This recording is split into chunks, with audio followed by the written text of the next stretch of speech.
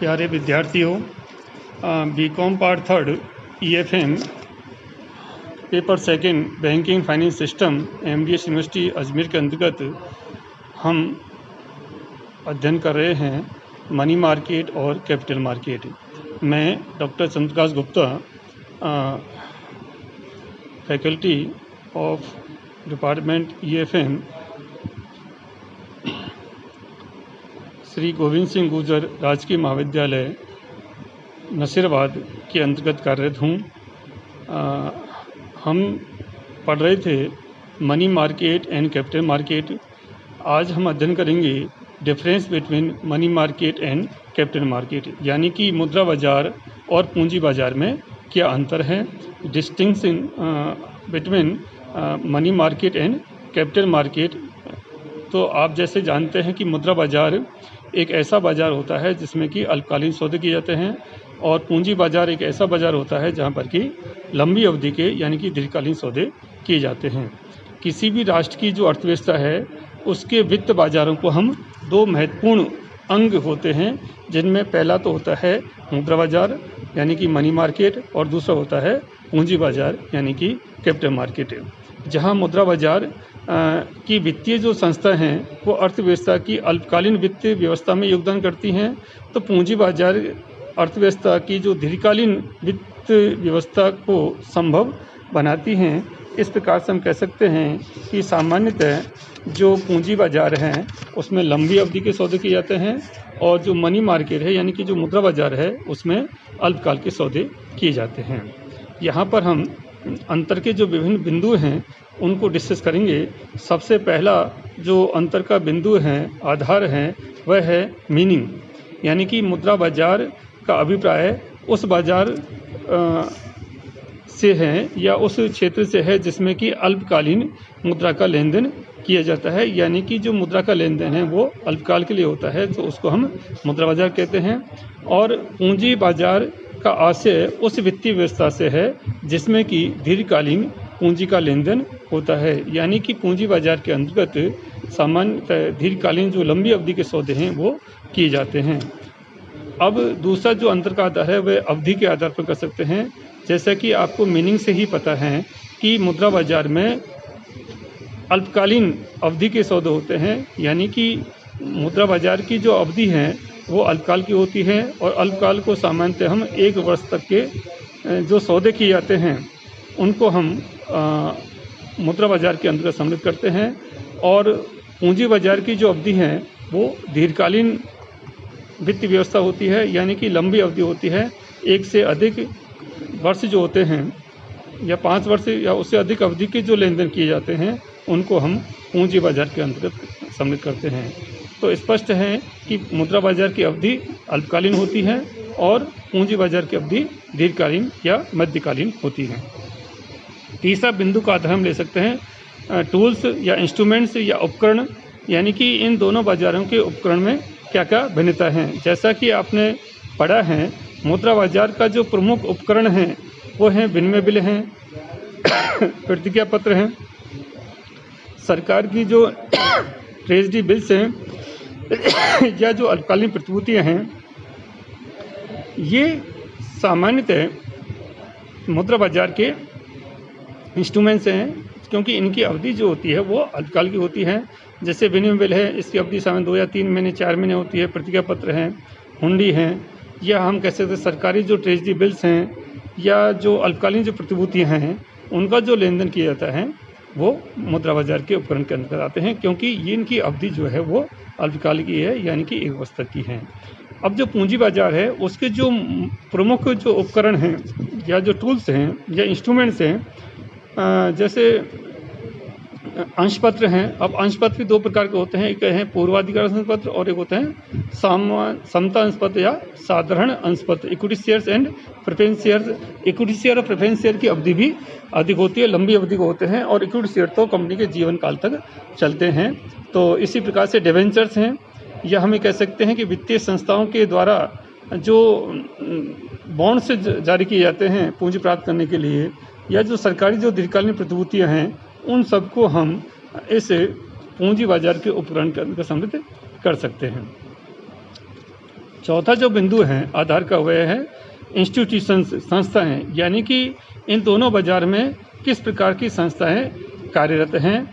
जैसा कि आपने पढ़ा है, मुद्रा बाजार की जो सक्रिय संस्थाएं होती हैं उनमें मुख्य रूप से जो व्यापारी बैंक हैं, जो कॉमर्शियल बैंक हैं, चाहे वो प्राइवेट सेक्टर बैंक हैं, चाहे नेशनलाइज बैंक हैं, उनको हम सम्मिलित करते हैं।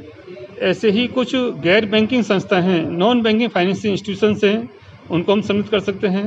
नाबार्ड है, भारतीय रिजर्व बैंक है आदि। इन संस्थाओं द्वारा केवल अल्पकालीन वित्त की व्यवस्था की जाती है, यानी कि हमें दूसरे शब्द ऐसे कर सकते हैं कि जो अल्पकालीन वित्त की व्यवस्था करने वाली जो संस्थाएं हैं, जो बैंकिंग संस्था हैं या गैर बैंकिंग संस्था हैं, जो अन्य जो फाइनेंशियल इंस्टीट्यूशंस हैं, उन सभी संस्थाओं को हम मुद्रा बाजार के अंतर्गत सम्मिलित करते हैं। यानी कि ऐसी संस्थाएं हैं जो अल्पकालीन वित्त की व्यवस्था में सक्रिय योगदान देती हैं, उन संस्थाओं को हम मुद्रा बाजार के अंतर्गत सम्मिलित कर सकते हैं।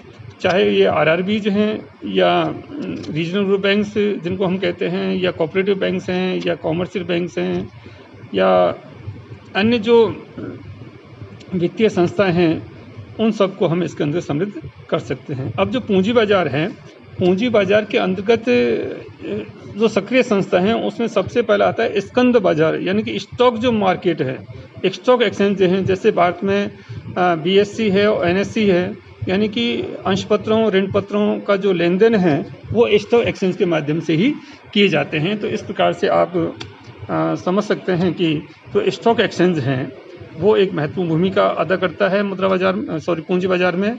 ऐसे ही अन्य जो संस्था हैं, सरकार की दीर्घकालीन जो वित्तीय संस्था हैं, जैसे IFCI है, या ICICI है, या IDBI है, या सिडबी हैं, या यूनिट ट्रस्ट ऑफ इंडिया हैं।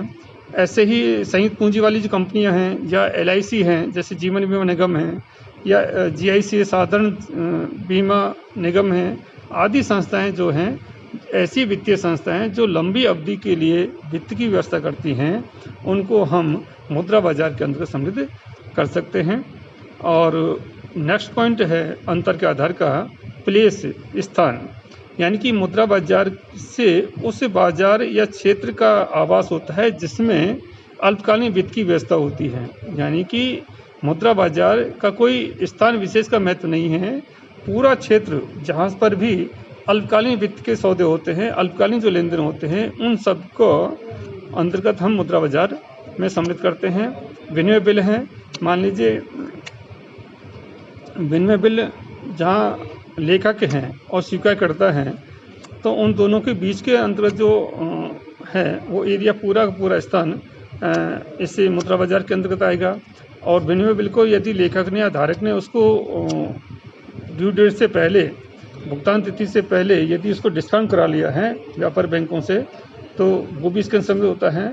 और आप जानते हैं कि जो चेक हैं, ड्राफ्ट हैं, विनिमय बिल हैं, प्रतिज्ञा पत्र हैं, या हुंडी हैं, या ट्रेजरी बिल्स हैं, इनका लेन देन जिस स्थान पर होता है वो स्थान मुद्रा बाजार के अंदर सम्मिलित किया जाता है कि इनकी अल्पकालीन वित्तीय व्यवस्था के लिए जो भी स्थान उपयुक्त रहता है वो सारा स्थान मुद्रा बाजार के अंदर सम्मिलित किया जाता है।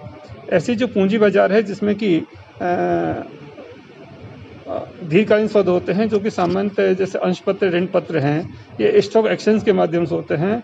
तो स्टॉक एक्सचेंज मुद्रा बाजार का पूंजी बाजार का एक विशेष स्थान हो सकता है। जैसे बॉम्बे स्टॉक एक्सचेंज है, राष्ट्रीय स्टॉक एक्सचेंज है।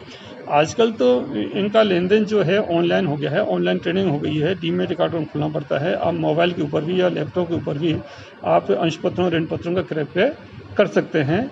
तो दीर्घकालीन इंस्ट्रूमेंट्स का जहाँ पर भी क्रय विक्रय होता है वो सारा का सारा स्थान पूंजी बाजार के अंतर्गत सम्मिलित किया जाता है। तो इस प्रकार से हम कह सकते हैं कि जो मुद्रा बाजार है उसमें बेसिक चीज़ ये है कि वो अल्पकालीन सौदे किए जाते हैं, और जो पूंजी बाजार है उसमें दीर्घकालीन सौदे किए जाते हैं। किसी भी राष्ट्र के आर्थिक विकास में इन दोनों बाजारों का विकसित होना जरूरी है। अब भारत में जो मुद्रा बाजार है, पूंजी बाजार है, वो संगठित मुद्रा बाजार भी है और असंगठित मुद्रा बाजार भी है। ऐसे ही पूंजी बाजार है वो संगठित भी है और असंगठित मुद्रा बाजार भी हैं। तो इन दोनों बाजारों के अंदर ऋणदाता ऋणी होते हैं। हम ये कह सकते हैं कि किसी भी राष्ट्र की अर्थव्यवस्था के सफल संचालन के लिए या विकास के लिए मुद्रा बाजार और पूंजी बाजार अपना सक्रिय सहयोग देते हैं। दोनों में अंतर केवल और केवल किस बात का है, क्योंकि अवधि का है, यानी कि दोनों में अल्पकालीन और दीर्घकालीन वित्त व्यवस्था का है। सामान्यतः ये एक दूसरे के पूरक हैं, सहयोगी हैं, हम इन दोनों को अलग नहीं कर सकते हैं। लेकिन जब अल्पकालीन सौदे किए जाते हैं उसको हम मुद्रा बाजार के अंदर शामिल करते हैं, और जो पूंजी बाजार है उसमें सामान्यतः दीर्घकालीन सौदे किए जाते हैं। तो इस प्रकार से आपका आज मुद्रा बाजार और पूंजी बाजार का जो चैप्टर है समाप्त होता है। मुद्रा बाजार किसे कहते हैं, मुद्रा बाजार के क्या उपकरण हैं, भारत में मुद्रा बाजार की क्या संरचना है, मुद्रा बाजार की क्या इंपॉर्टेंस है, ऐसे ही पूंजी बाजार किसे कहते हैं, या पूंजी बाजार के क्या क्या इंस्ट्रूमेंट्स हैं, या पूंजी बाजार का भारत में क्या उपकरण हैं, या इम्पोर्टेंस क्या है इसकी, या इसके पूंजी बाजार के रिसेंट ट्रेंड्स क्या हैं। ये सब चीज़ें आपको परीक्षा की दृष्टिकोण से ध्यान रखनी है। आज इतना ही। थैंक यू, धन्यवाद।